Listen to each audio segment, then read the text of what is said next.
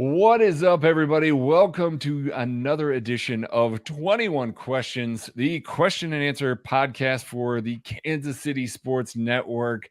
My name is Craig Stout. I am joined by, we're doing a little cross promotion here, cross KCSN promotion from the Royals Farm Report. Josh Keiser. Josh, my friend, how are you doing today? I am ecstatic. I could not be happier to join you tonight, Craig. This has been we've kind of known each other for a couple of years here outside of Kansas City ESN, so to be on board and on the rocket ship and the stock price, emoji running up. I mean, it's just I love it. I love it all. So I appreciate you having me here. Yeah, did BJ offer you guys shares?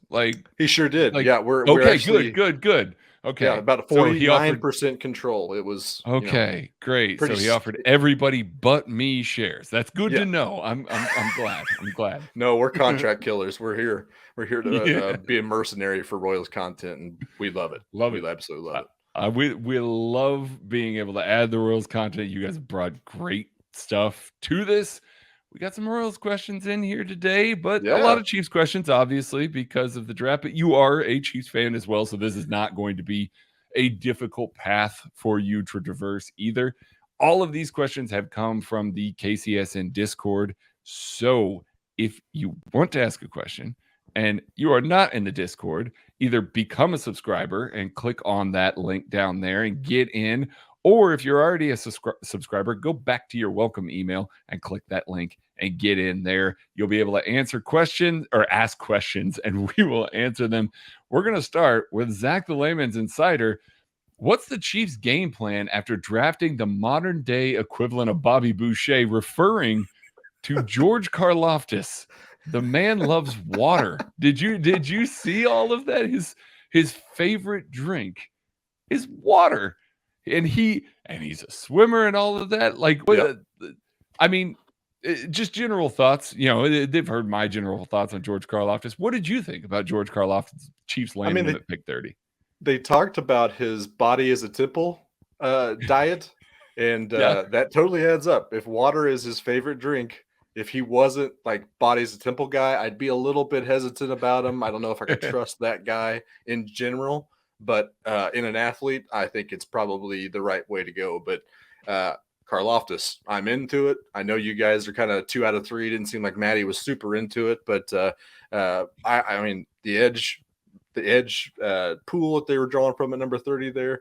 I mean, it kind of is what it is. I like the at least the floor what Karlaftis brings, plus his age. I mean, he coming back to his age is like that's a huge perk in and of itself because his rookie deal is going to be just about done around the same time that Jermaine Johnson is now, like you guys are talking about. So that was very appealing to me. But yeah, we're going to talk about his Chipotle order later on, I hope. And I've got some thoughts about that too.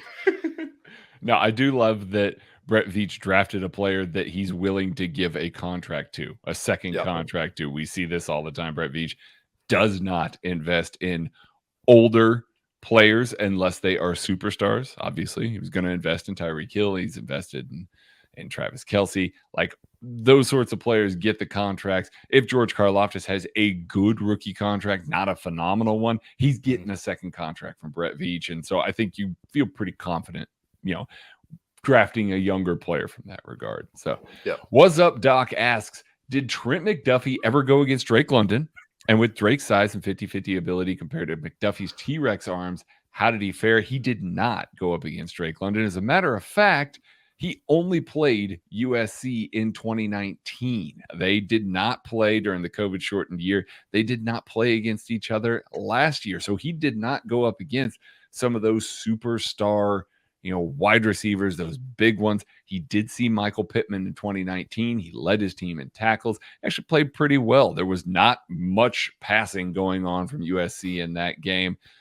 We have seen a little bit of bigger bodies in some other games get him, but overall, not as much as you might think for a guy that is of a little bit shorter stature. Yeah, that's a great question. Right. I was always wondering about that too. It's like how I mean, it makes sense. Like you see these guys come out in the draft, you're like, oh, that's a Pac-12. Like they surely matched up against each other. Apparently, the Pac-12 does not play everybody in the conference. And we get used to that in Big 12 country with all these teams playing each other. It's like, yeah, no, of course they probably played each other twice, but nope, not last year. Grayson Jespers, how many CBs and running backs do the Chiefs roster this year on week 1? Josh, what is your prediction for how many corners and running backs they roster in week 1? I got 4 running backs. I feel like that's a pretty common number for them. I got it as Clyde Edwards-Helaire, Rojo, Gore, and Pacheco. So there's other names out there I'd be interested in, but I feel like those 4 are the 4 that they're kind of running out at least right now, and could be potentially on week 1 too. CBs, I got 6 maybe. I mean, that might be a little bit lower, but Snead, McDuffie, Fenton, Johnson, Baker, and Williams is who I've got for that. But we'll see about Joshua Williams, I think. Yeah, I like that. I think that's a good group. I actually like that group a lot. Obviously people are going to throw Michael Burton in there. You know, he kind of sort of counts as that fifth running back. I think they might actually go. Oh man, I think there's a chance, and I like Derek Gore, but I think there's a chance that either Derek Gore or Ronald Jones don't make this roster if they fall in love with a corner. And if they decide, I like those numbers, but if they decide they want to add a 7th corner, I think that they might go a little lighter at running back. Pacheco's got to show up, though. Like, you got to expect Pacheco to be the guy day 1. I know we all loved him. We love his IQ. We love his pass blocking. They need pass blockers. I just think that there's a lot of same between Ronald Johnson and Derek Gore. So I could see one of them beating the other one out. If you want to tell me one over the other, sure, I'm on board. Sure. I'm not going to fight too hard for either one of those guys. And I guess that doesn't include Burton in that group as well. Yeah, it doesn't include Burton in that group, but he'll make it. Like, they're going in with the truthful back. Especially with this seems like where they're trending as an offense. It seems like Burton is long for this roster. Absolutely. I mean, hell, they've been talking to him this week. Our pals over at Chiefs Wire have interviews with him this week, so I think the man's sticking around.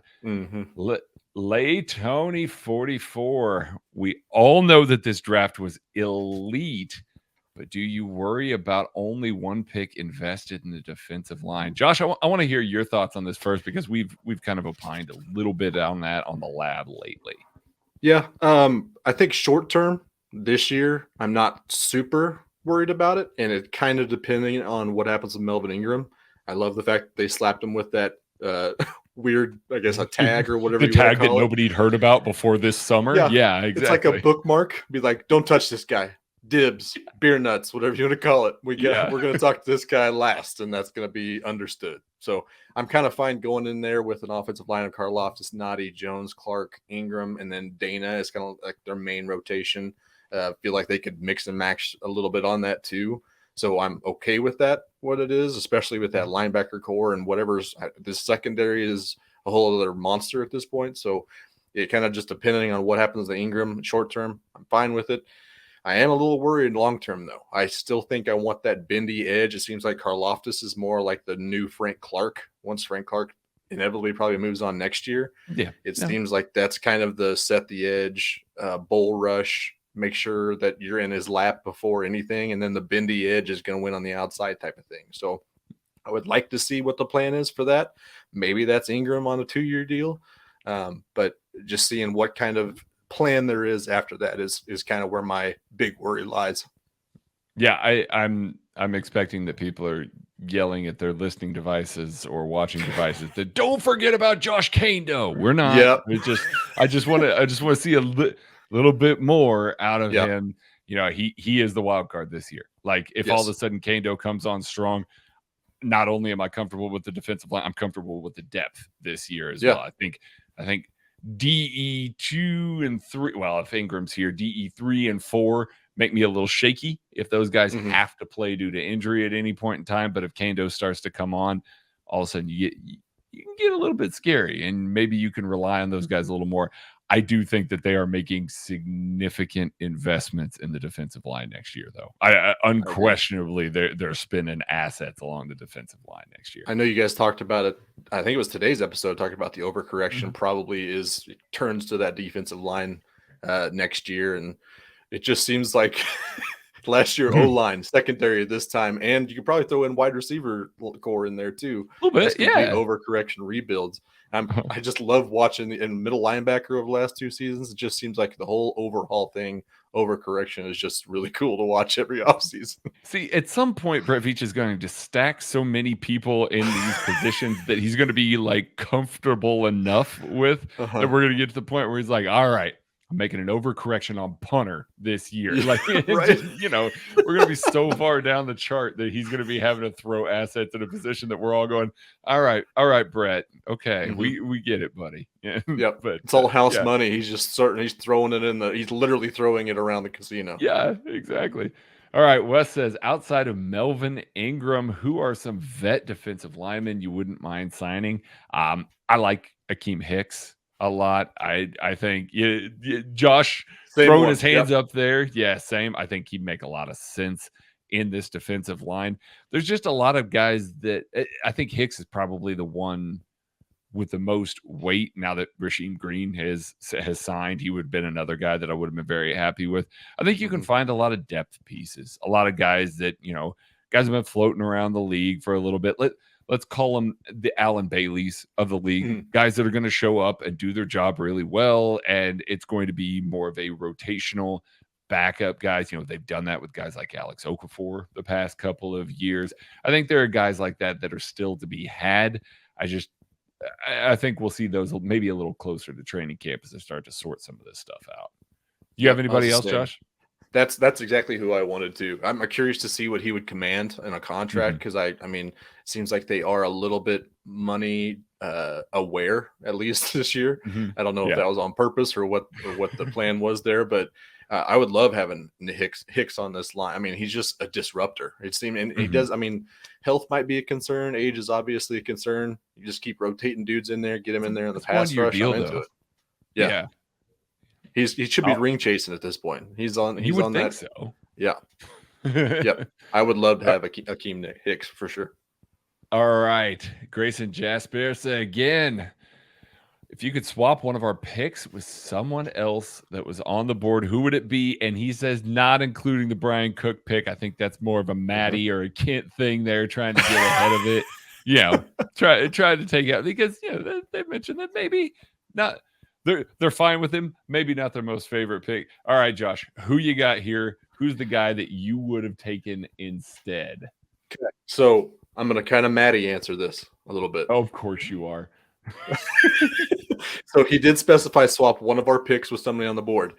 I'm going to have a little fun with the KC and draft guide here. Okay. So we're going to use the trade chart, and we're going to take all 3 of those 7th round picks, and we're going to move up to 194 to the New Orleans Saints. We're going to give them all 3 of them, and they're going to say, yes, please, can I have another? Because they only had 6 total picks. So they're going to want to churn that bottom of the roster. I think it's all adding up. And we're going to take, with pick 194, complete homer pick by this Mizzou guy. But I know want exactly where you're going. I need Tyler Beatty. I need him on this roster like I needed there. He went to Baltimore. It sucks. I think he gets buried in that depth chart. It's just a mess to play with Lamar Jackson as a running back in general. But I would have loved to have Tyler Beatty on this offense. I mean, I knew exactly where you were going. As soon as you started down that path, I knew exactly where you were going. I mean, yeah. I don't hate that. And I think the Chiefs don't either. They brought a lot of running backs in right now.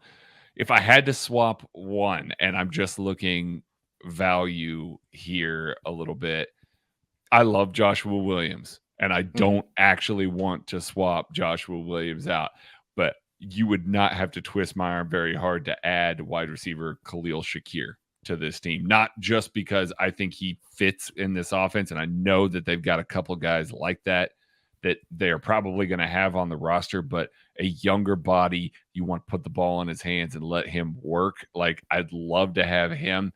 also he went to Buffalo, where I think they're going to use him really well as well, and just kind of kills two birds with one stone by taking Khalil Shakir there.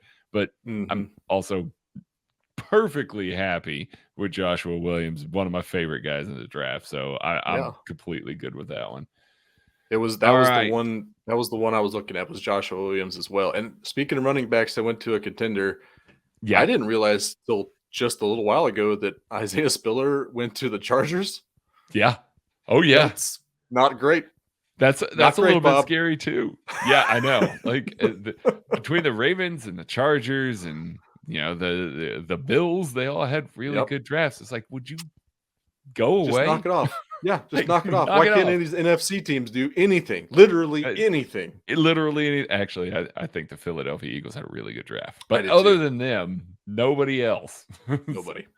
Trent Millsap on the lab a couple of weeks ago, the guys made predictions on which Chiefs wide receivers would lead the team in catches, yards, and touchdowns, while also factoring in a potential rookie at the time. Now that we have a name to that rookie, do our predictions change at all? And Josh, you didn't give predictions, so let's start with yours. Let's start with who you think is going to lead the team in catches, yards, and touchdowns. Now we get to include Sky Moore and Justin Ross if you want to at this point. Yeah. I think I was pretty in line with what you guys were saying. I think Juju is the receptions leader. I think he's got that pretty close to locked up if he's healthy the whole time. Touchdowns, probably the same. I would say that's probably, and I think it's going to be a very more balanced offense. So that could be 7 touchdowns for a wide receiver. And that would be a great year for a wide receiver for the Chiefs, I think. So I think Juju's got both catches and touchdowns. Yardage could go. I think you guys talked about Valdez-Scantling potentially having the potential to lead in reception yards. I could totally see that. I could totally see McColl doing it. And that's kind of where I thought Sky Moore has the best chance is reception yards, because I think he's going to get plenty of receptions, but he is just dependable. So I think that Patrick's going to eventually fall in love with passing him the ball, and yardage is probably the most possible for him. But I still think it's probably Juju all the way across the board for me. Yeah, I think we suggested that maybe an X receiver might slip in there with like touchdowns. Like I think we even mentioned George Pickens might slip in there. I don't think Sky Moore is going to slip in there with touchdowns, but you could easily sell me on in the Tyreek Hill role, running those go balls, running those deep overs and things like that. Like he's not going to command the same level of attention that Tyreek did. So those shots are going to be a little more open, a little more often like they were in 2018. And again, obviously he's not Tyreek Hill. Nobody's putting that expectation on him, but I do think they're going to run some of the same routes. So I can see him getting open. I can see Patrick Mahomes gelling with him early enough to where they start putting yards on the board before teams have to go, crap, we still got to defend this. We still got to do the same damn thing. And they just did it with a rookie. I could. Do you guys remember how to play cover 2? We've been loading up the box, and you guys remember cover 2? You guys remember how to do that? Okay, let's go back to that. But damn it, now they got Juju and Valdez-Scantling, and now it's going to be a hell of a lot harder to. I mean, I can see that still being the case. So I can actually see Sky Moore getting off to a really hot start, just because teams may look at the offense a little bit and go, let's try and take away Juju, Valdez-Scantling, Travis Kelce, and let these other guys beat them. And I think this guy's perfectly capable of that. So, all right, Adam Elmore. Chiefs defense gave up the second worst yards per carry last season. Do they have a chance at being sneaky good against the run this year based on this draft? Top 10 even was a question. And then relatedly, how much does having an awful run defense affect stats like team sacks? Can't get sacks when teams are constantly running for first downs. And then he says, I'm sure it was a talent issue last year, but still curious. Josh, what are your thoughts on this? I've got plenty. I will follow up with anything, but what are your thoughts on this? I mean, my I'm going to say no way top 10 against the run. I'm going to say no way on that. This is largely the same group outside of the new draft pick. So you're largely basing it off of a Karlaftis and Chenal edition and a Nick Bolton step forward. All that's very possible, but that seems to be the best bet. Top 10 might be stretched a little bit, but I would be pleasantly surprised if it was a top 10 rushing defense. I'm tired of seeing him get gashed on first and second down and being completely open the playbook on third and fourth down of opposing offenses. So give me top 10 defense. I'm into it. Yeah, that I would love it. I again don't expect it. Steve Spagnuolo cares less about defending the run than you think he does. Yes, he does care about stopping it, but he is more than happy to give it away. He will go to that dime defense at the drop of a hat. We do see a lot of stuff. When the Chiefs are up big, we see him play in the dime for essentially a whole quarter. And he's saying to whoever the guys that are in the dime saying, hey, guess what? You're going to be playing against the run a little bit. And maybe teams are running for, 6-7 yards a clip. Spagnuolo doesn't care because it doesn't matter. Clock's ticking. Who cares? So there are going to be scenarios like that are going to just fairly easily prevent them from going top 10, but they weren't good when the game was close either. It really stopping the run. I do think that the intensity level is going to be significantly different. You can convince me that this team will come out in their base defense with a little more fire, fly around a lot.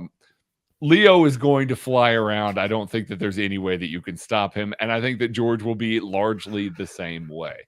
So I think you're going to see them make a lot of, tackles for loss, make a lot of plays behind the line of scrimmage, much like Bolton, much like Gay.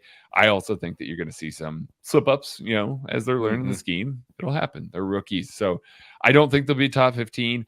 I can see them being markedly improved, though. It has not been particularly good the past 2 years, but I know we've all seen the missed tackles. We've all seen the opportunities to bring guys down behind the line of scrimmage that weren't executed by a litany of players. I think that we're going to see that improve this season based on the guys that they brought in. So, all right. And then regarding the sacks part of it, no, Josh alluded to it right there. If it's 3rd and 4, you still got to play the run. If it's 3rd and 9, you don't. You get to bring in the dime. You get to pin your ears back. Your defensive line is playing much more aggressively going after the quarterback. So, it does matter in sacks a lot. Unless you're playing Josh Allen or Ryan Tannehill and that's running quarterback draws for 3rd and 9. That's it. I know. At that point, again, put Leo on the field and say, spy the man and just go kill. Have him take just his go head get off. him. Yeah, just go get him. All right, DSM Derek says most likely UDFA to make the team. I'll let you go first. I mean, it's got to be Justin Ross as the I guess I think that's the odds on. Yeah.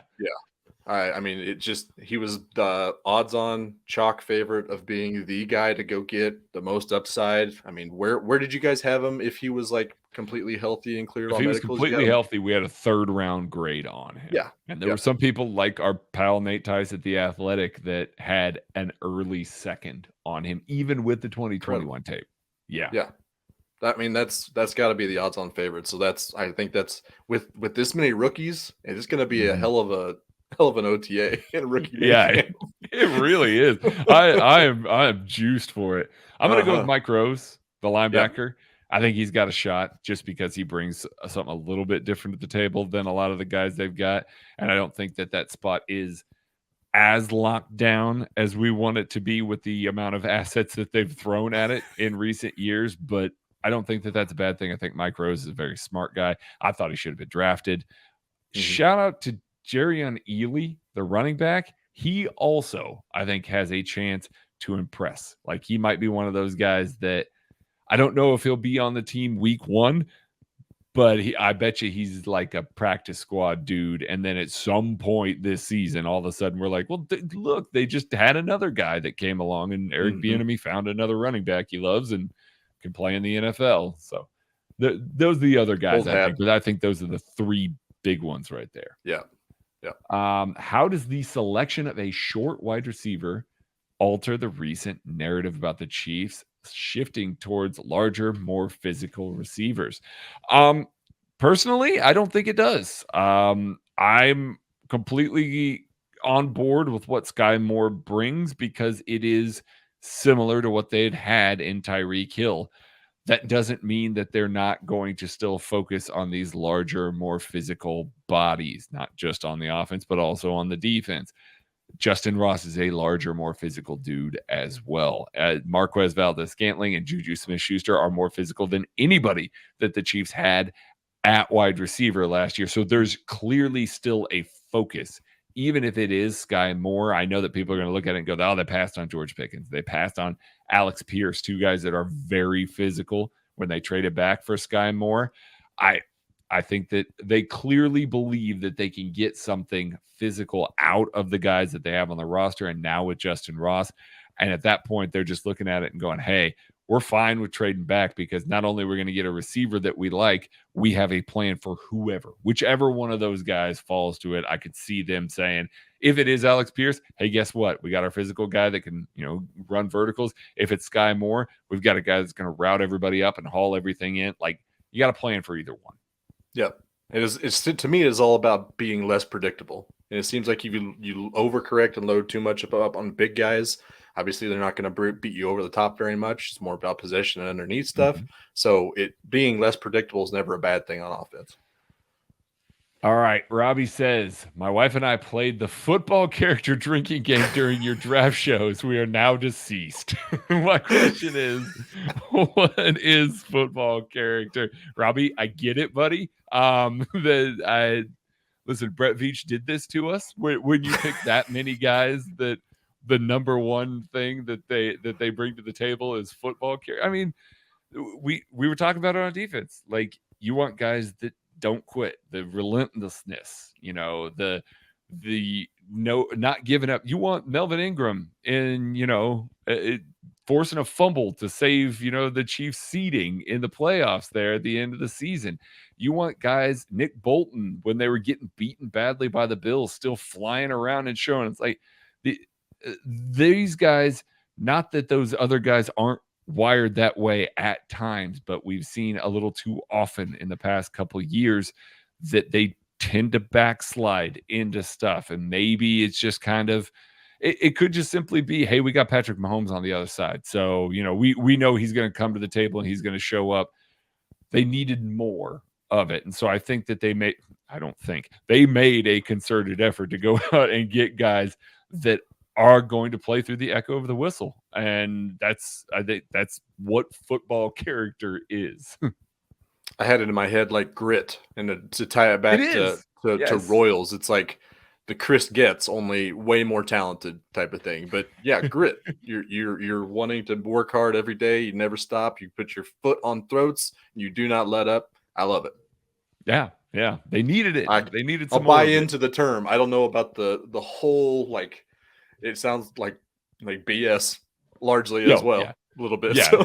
it definitely does. It's a fun thing to say right now, and it's a fun thing to say when people are playing drinking games on the other end, Robbie. Yep.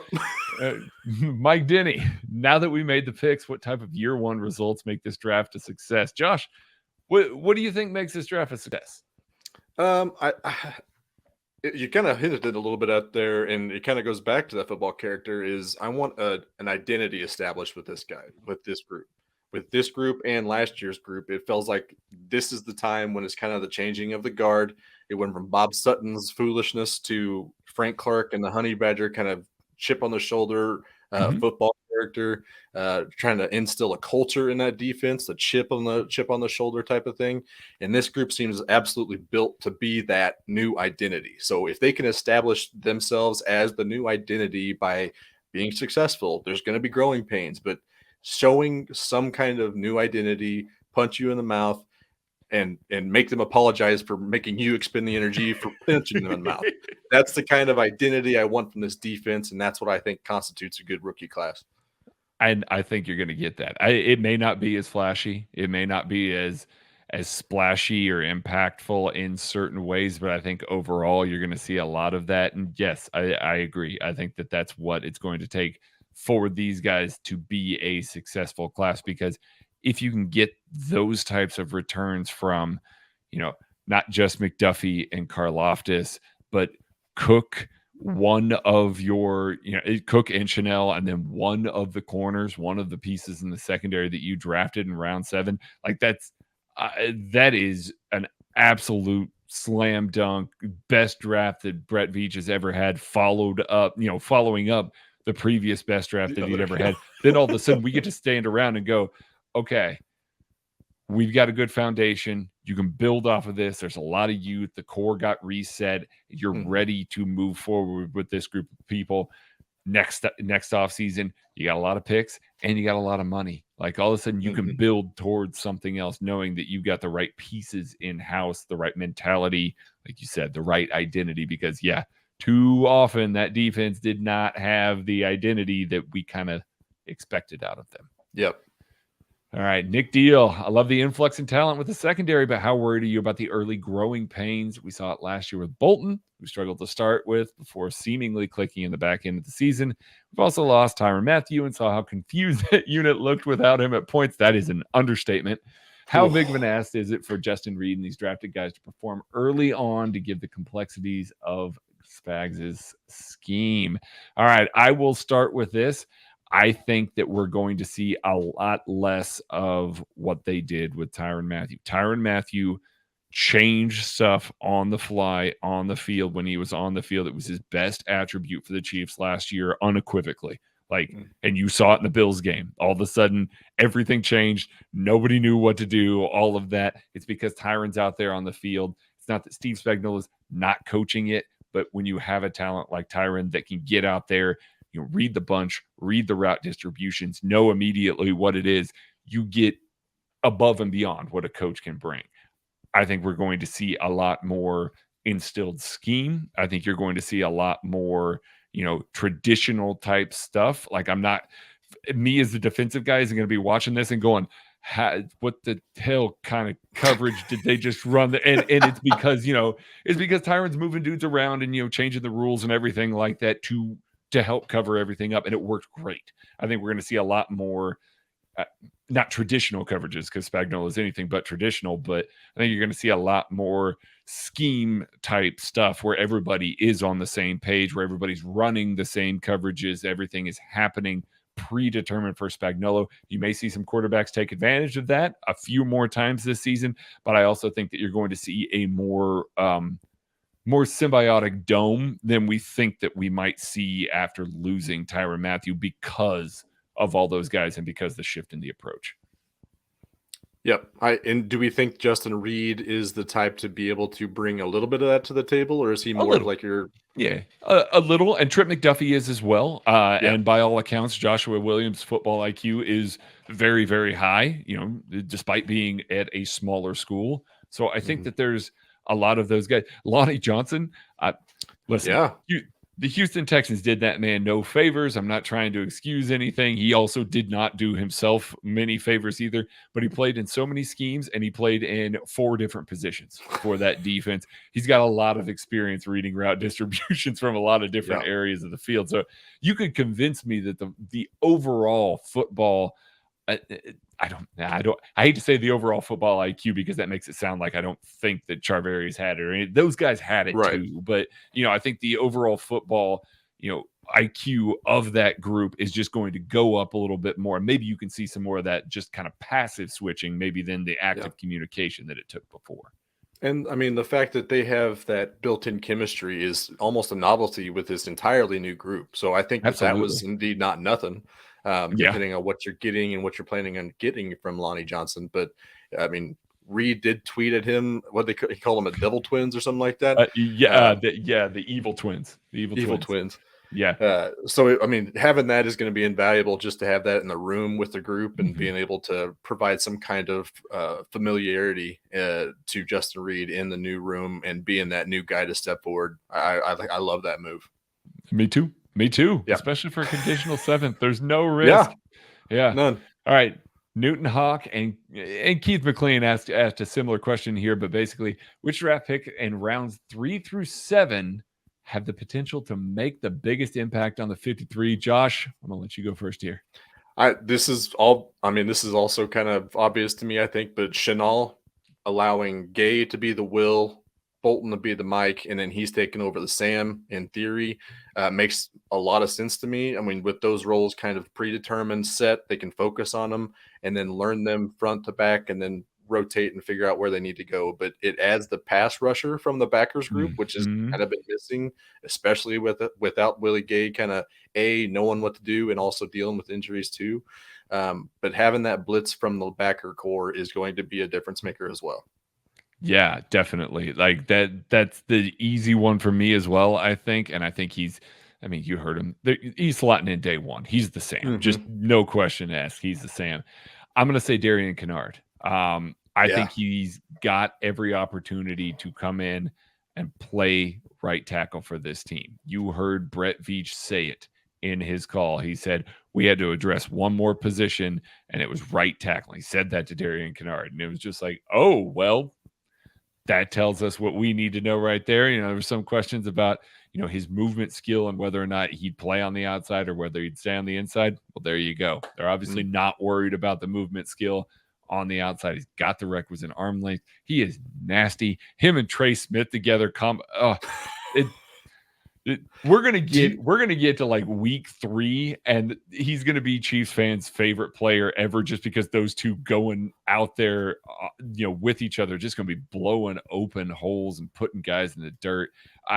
I really think that he's got a chance to be a major impact player, and that doesn't necessarily mean that Lucas Niang doesn't have a role. Lucas Niang as a swing tackle is an awesome role for this team if Darian Kinnard were to beat him out. I also think it's very funny now. Next year, just pay attention to who Duke Manyweather works with and Jeff Schwartz on the Big Boys Club, because we're now 3 in the past 2 years coming out of that group, and I think that tells you the kind of regard that they have for Big Duke and what he does over there. Do you think? All right. Do you think Kinnard's family and friends have a picture of him smiling? He just looks. Maybe when he was little. Maybe when he was little. Maybe. No. He just sounds pissed every time he talks. He just he plays pissed. He is pissed. Yeah. He is pissed embodied. He reminds me of Ivan Drago. Not just in demeanor, not in anything else. Just like, I am here to do business. I am here to break you in half. I must break you. I must break you. Yeah, he's just here to handle business, and that's it. And I love it. And I think that Andy Reid loves it too. All right, Bruce in the Fort. I love this question. It ties in with you talking about Leo Chanel. Blitz rate last year versus blitz rate this year. This is very, very, very interesting, because the Kansas City Chiefs had a very high blitz rate last year, and it was definitely because Spagnuolo went, 4-man rush ain't getting it done. I got to get pressure. I got to bring the heat. I got to keep doing it. I think we all look at it and we go, well, it's largely the same 4-man rush. I mean, obviously they added Karlaftis. We hope that Frank Clark is healthier. That'll take some heat off of, Chris Jones a little bit. So maybe it just kind of passively improves just through some stuff there. But I think there is a very good chance the types of players that they added, I think the blitz rate might go up this year. And it's terrifying and exciting for me, because some of these dudes they got some corners that maybe could play on an island this year too, that they could trust a little bit more. So I could see that too. But if Spagnuolo just decides to go full Wink Martindale this year and just say, screw it, we're blitzing all the time, I don't know that I hate it. Yeah. I get amped when I see like a Willie Gay unblocked headed for the quarterback. I get so amped. And I saw too many times last year that happen with Ben Neiman and Daniel Sorensen, and they get absolutely whiff on the quarterback. So they got dudes that are ready to put asses on the ground, and I cannot wait to see those plays now. Cannot wait. Yeah. So give me all the blitzes. Every single one of them. Spags, please. Josh wants a 50% blitz rate. Let's go. Higher. Give me all of them. I don't care. Give me engage 8 every play. All right. Just DRK says, could the Chiefs explore more 3-3-5 looks with the addition of Karlaftis, Cook, and Chanel? That's an interesting thing to kind of think about a little bit. The 3-3-5 tends to have a little lighter defensive linemen. And you were also asking a lot of your offensive or of your outside linebackers in that scheme. It can look like a 3-4 when a safety rolls down in the box, which then you're asking a guy like Brian Cook, Justin Reed, Juan Thornhill to play the Mike linebacker role when he rolls down there. I could see it get utilized very sparingly in certain situations, but I think that this team, especially on the defensive line, is built a little heavier than a traditional 3-3-5 front looks. And so I think from that regard, you're not asking, I don't know. You tend to have those guys be more slashers, more penetrators, more lighter guys that are trying to be disruptive, because in a 3-3-5 a lot of times it's just a 3-man rush, and you're kind of dropping into some zones, you're dropping 8 into coverage. And so with that in mind, you want guys that can win in a 3-man rush. I don't know that any of us are excited about the 4-man rush. So you're taking another dude away from that, and you're lining Chris Jones up over the nose. I mean, they're going to win sometimes, but I don't know that that's the best way to do it. But I am intrigued by it. So, yeah. It's like one of those things where you say it out loud, Tess. So when they inevitably bring in Akeem Hicks, do you want to take him off the field in an obvious passing down situation in order to bring Cook on to cover more? So it doesn't necessarily pass the audible test to me a little bit. Yeah, a little bit. Steve Gray, can you explain why the Chiefs were willing to trade back from 50, even if they had a couple wide receivers there with similar grades? Stylistically, they were all very different from each other. We kind of talked about this earlier. I forgot this question was down here. For such a high investment, wouldn't you want to pick the type of receiver that you think fits best? I love the end result.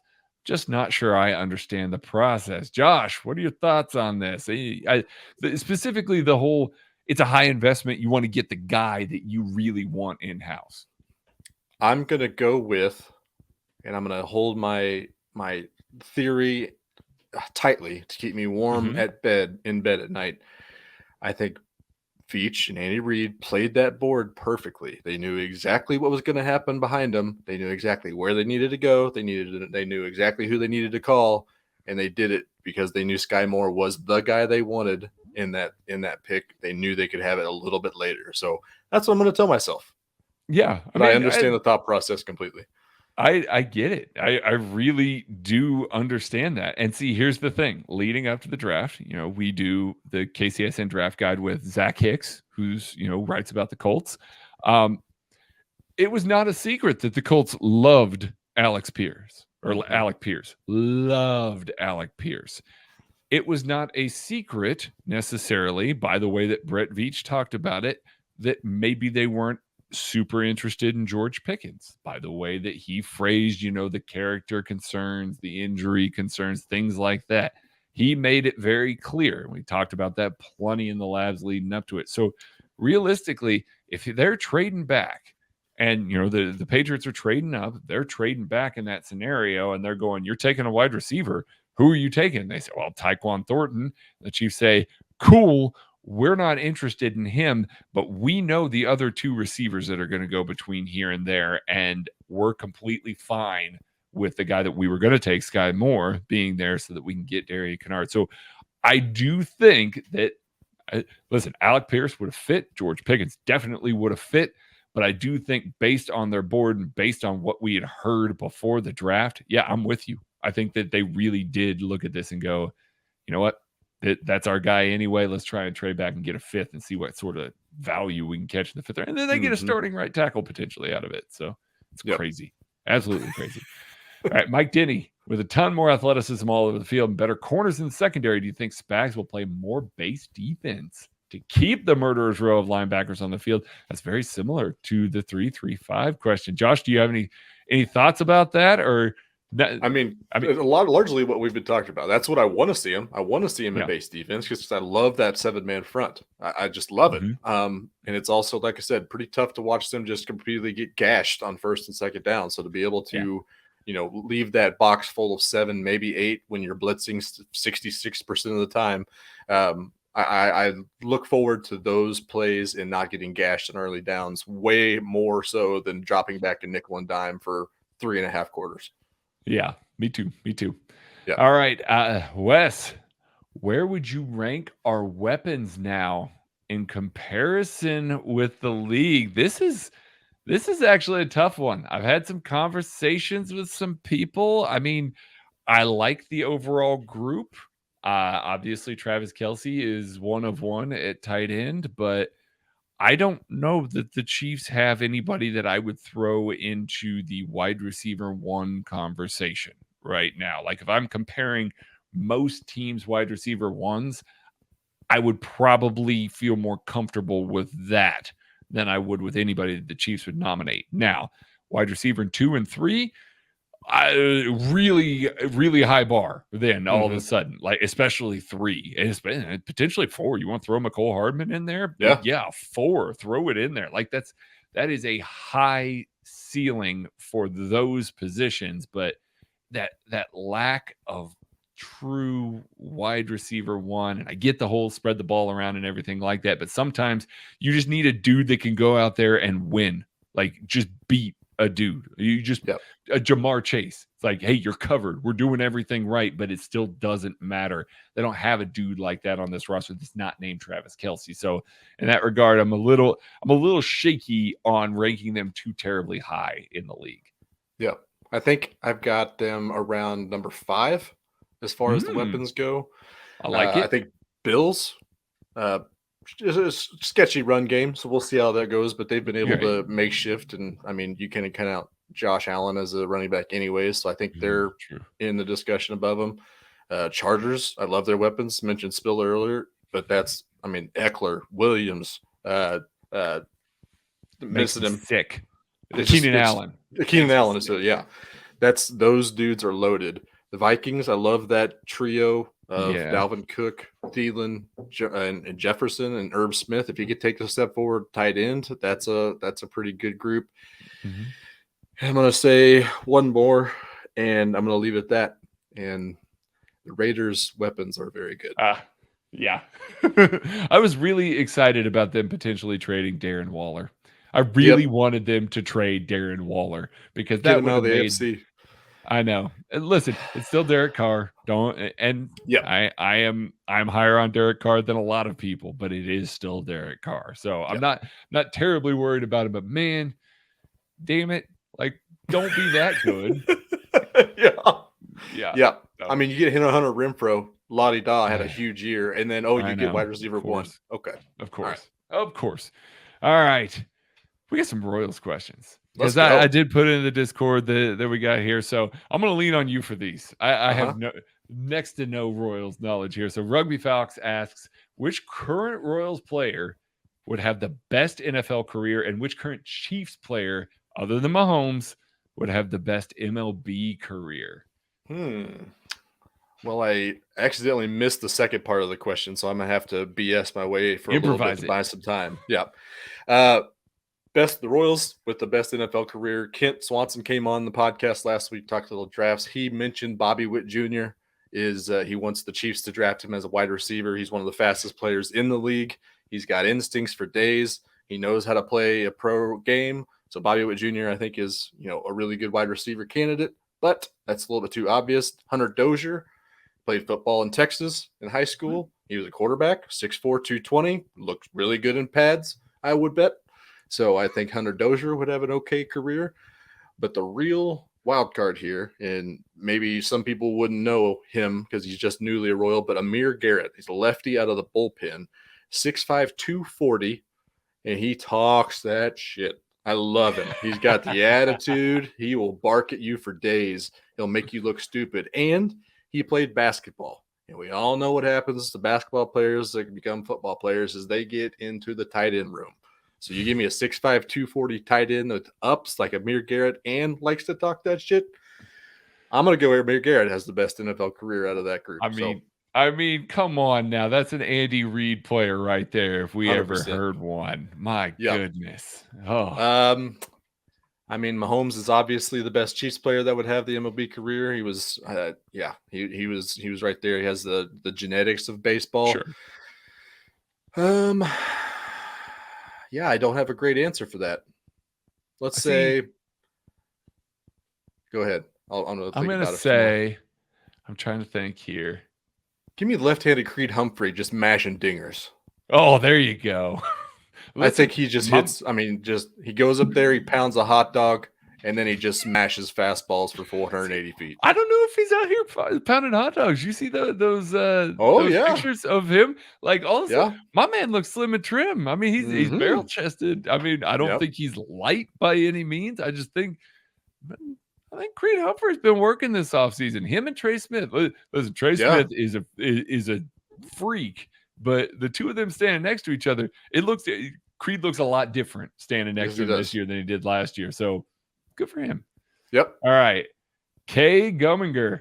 Why does the MLB make it difficult to follow their league? And what could they do to make it more interesting, even if the team you follow is ungood? I mean, the obvious answer, they got to get rid of the blackouts. Got to. That's the dumbest thing of all time when it comes to sports. And that includes fumbling into the end zone. Yes. To make your game inaccessible and unwatchable to the fan base that you're at is ridiculous. I don't understand it. But bad news is I don't think it's going anywhere anytime soon. So we got to think about some other ways, and I think they're doing that by trying to make changes that are improving, speeding up the game a little bit. They need to get the Matty Lanes of the world to stop going out of their way to besmirch the name of baseball. They have to get that at least off the table, because they got in the negativity. They're doing enough negative stuff on their own. They don't need the Matty Lanes besmirching them just to get under people's skin. So the other part is they need to make anyone able to share their videos online on social media. That's what I mean. Basketball does it. Football does it.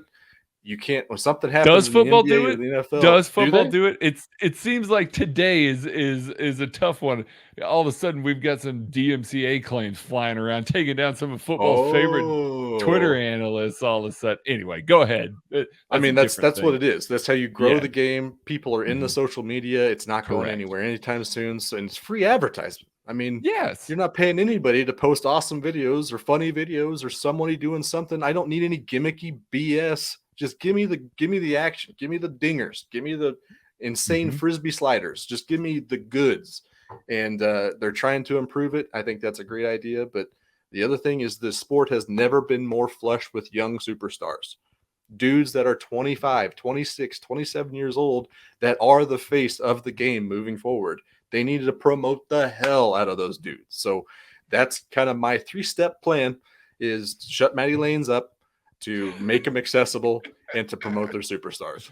I like that it's very targeted at Matty. He will like that too. I love you, Matty. That means he's feeling very good about himself. All right. Let's go with Casey from KC here. We'll continue with the Royals questions. The walkout left a bad taste in my mouth, too reminiscent of 1994, after which I walked away from fandom for nearly 18 years. What do the Royals and the MLB specifically need to do to regain the trust again? You talked about that a little bit. Obviously the lockout, not playing, that left a bad taste in a lot of people's mouths. It definitely did. What do they need to do outside of some of the things that you mentioned there to try and kind of win some fans back a little bit? Free beer. Hey, okay. That's the best idea I have heard of any idea ever. I mean, it's important to remember that the lockout was technically owners driven, where the strike in 94 was players driven, even though it was kind of a similar deal. They kind of forced their hands a little bit. But, honestly, like I said, they're trying to improve the game. They're trying to sweeten that taste up in their mouth a little bit. Trying to make it appeal to the newer generations of fans, because they have the attention span of a goldfish. Obviously, the games are too slow, not enough action. So they're trying to make, with this last collective bargaining agreement, they made some changes to kind of remedy some of that. And they're implementing some of those changes in the minor league system. With what Foro's Farm Report kind of covers, is they're kind of implementing some of those changes, and that pitch clock absolutely changes the pace of the game. It is crazy. I mean, you could say, oh, it takes 20 minutes off, big deal. It is a big deal in the middle of the game. Like, the pitchers are going, the action's boom, boom, boom. There's no structure, and the players don't really like that. The purists don't really like that. I like that. My goldfish attention span loves it. I love it. So I'm into it. universal DH thing is only going to make more sense. It never made sense why the two leagues didn't play the same damn rules. It baffled me from when I was a young child. I did not understand it. It's still it's enough that the ballparks are all different dimensions and shapes and stuff. It's one thing, but the complete roster construction of one team over here, it never made sense to me. But in the Royals in general, they just need to win games. I mean, the 24 to 2016 runs when the contention windows were open, this city, this fan base was in love with baseball.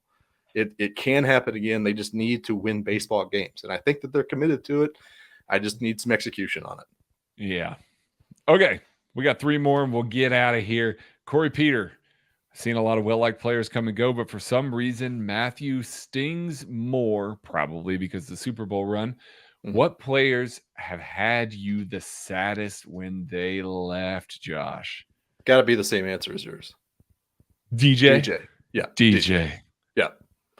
I mean, it pained me to watch the end of that. Like, all-time favorite player of all time. Like, I loved watching him play. I could gush about DJ for a long time. I really could, so he really wishes he was still out there too. Like, that's the other part of it. Like, as painful as it was for us to watch, like, that man, like, when we're breaking down tape sometimes, you could just kind of, you hear it in him. You just, both he and Mike are just, I just want to get out there right now. It's almost like they're having to restrain themselves. So it's still got that fire in their belly. They just don't. Absolutely. That's tough. All right. Anthropocentric. Yeah, that's a tough one. Nailed it. With the newfound depth on the Chiefs, who becomes a realistic trade candidate, and what would you want to see in return? Josh, you got any ideas on this? The only thing that really I had was Andrew Wiley. Like a Charvarius Ward, Parker Anger deal from back in the day. I could see something like that as the most likely, I think. But I mean, it's a dart throw to be dealing from a position of depth, and as we've seen the last 2 or 3 years, offensive line, you can not really have enough depth on this team. So maybe that's not even an option at this point, but that's just where I went. I mentioned Derek Gore. I could see Derek Gore getting traded at the deadline. I could see not only Derek Gore getting traded at the deadline, I could see DeAndre Baker, maybe. Yeah. I don't know if teams are still interested in him, but he's at least come back and shown that he can be on the field and he can be out there, and that he's recovered from that, obviously, that injury that he had. So I don't know. Like you said, you're targeting positions of depth, and I think those are kind of the 3 that have the most depth right now. All right. Our final question, and obviously the most important one of the night. Oh, yeah. JL asks, how many Karloftis bowls do you think that you can eat in an hour? And before I posit this to Josh, just so we know, the Karloftis bowl is double rice, triple steak, light cheese, no salsa, no sour cream, no liquid on it. It's just rice, meat, and light cheese, and a lot of it. How many of those, Josh, do you think you can eat in an hour? First off, I need to preface this with I love the light cheese edition. The light cheese, just give me all the steak, give me more rice, but just a light sprinkle, just a little sprinkle. I appreciate that in general. That bowl legitimately scares my innards to the core. And RIP to my plumbing system if that was ever to happen. But that burrito, that bowl is 12-year-old Josh Keiser's dream meal. We used to have a salad bar in high school, and if we didn't like anything, we just go to the salad bar, which basically just turned into me taking the shredded ham with the shredded cheese, and then that was lunch. So 12-year-old Josh would have been very happy with that burrito bowl. But caution to the wind, in 1 hour, I got to say 2.5 bowls. 2.5 bowls. I think if the pedal was on the floor to the middle, I think I could go 2.5. My brother and I have had taco wars, and we both did like 24, 25 hard-shelled tacos in a sitting. Okay. So we got the stomachs for it, but the hard did they at least have like some lettuce and tomatoes and salsa and ground beef? Yeah. Yep. Okay, good. So you had some some fiber. You had some flavor. Oh yeah, also flavor. Some jalapeno Tabasco sauce, delicious. But I will never. I can put away food. I can put away food.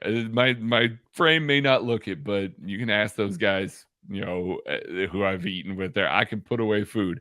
I'm going to say I could finish a quarter of that bowl before I was just. It would feel like I was just chewing nothing. Like I don't think that I could execute it. I just don't at all. I mean, I appreciate the man. Like, hey, stick it to it. Do eat what you like, but man, that is a rough bowl. So I hope he's just pounding fiber supplements, just I handfuls of fiber gummies, and he's just eating them like gummy bears. Because Jesus, did you see the behind the scenes video that they posted out or they put out today? Oh no, it's great. Redeeming the man. Yeah, after we dunked on his Chipotle order, we'll redeem him real quick and then we'll get out of here. But absolutely loved the way that he approached it. Like he was sitting there kind of in awe, and he was talking to somebody that was with him. I don't know, part of his family, or if it was a girlfriend, or if it's an agent, I'm not sure. But standing there talking to somebody that he obviously knew very well, and he's just going, they have another pass rusher on the other side, and they have Chris Jones, and I'm not going to be double teamed anymore. Like he's going through the realization of, oh my God, I'm not going to be throwing myself into these dudes over and over and over again, getting double and triple teamed all game long, and yet still coming. Like, just to kind of see that realization. We tend to get a little jaded about the performance of some of these players and stuff like that, but to witness somebody coming into the league and thinking, man, this is the perfect scenario for me, because now I'm not going to have to be the only guy throwing myself at it. It was pretty cool. So that was awesome. All right. That's going to do it. Really appreciate Josh jumping on here. Go listen to Royals Farm Report. Tell the people about Royals Farm Report and what they can expect over there. We've got Alex Duvall, myself, and Joel Penfield doing all kinds of coverage on the Royals farm system. So basically 4 teams that are not the Royals, but potential Royal players down in the future. We'd like to keep an eye on them, let you know how they're doing, kind of give you some hot takeage on what we think their future might hold, which is ultimately very wrong most of the time. But we have a good time doing it, and I'm just pumped to be part of KCSN, and so are the other dudes. So go check us out. We have a good time talking Royals baseball, and also check out Joel does the One Royal Way, which follows the Big League Club. Does a great job with that. Has a new co-host every week.